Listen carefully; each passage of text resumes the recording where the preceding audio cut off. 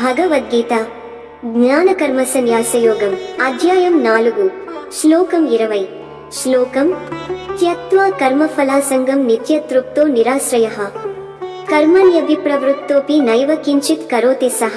అనువాదం: కర్మఫలాసక్తిని విడిచి ఎప్పుడూ తృప్తిగా ఏ ఆధారంపైన ఆధారపడని వాడు పనులు చేస్తూనే ఉన్నా వాస్తవానికి ఏ పని చేయనట్లే. వివరణ: నిజమైన యోగి ఫలాసక్తి లేకుండా కర్తవ్యాన్ని చేస్తాడు.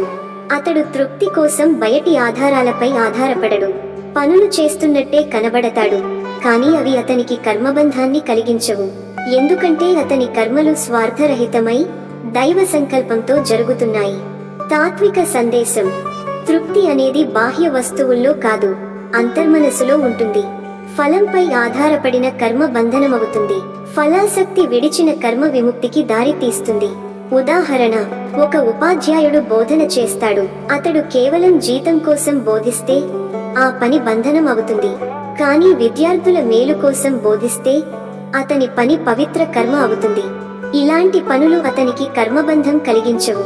ఎండ్ నోట్: నిజమైన యోగి తన కర్తవ్యాన్ని ఫలాసక్తి లేకుండా చేస్తాడు. అలాంటి కర్మలు అతన్ని బంధించవు. అంతరంగ తృప్తి ఉన్న చోటే నిజమైన స్వేచ్ఛ ఉంటుంది. ఓం శాంతి శాంతి శాంతి.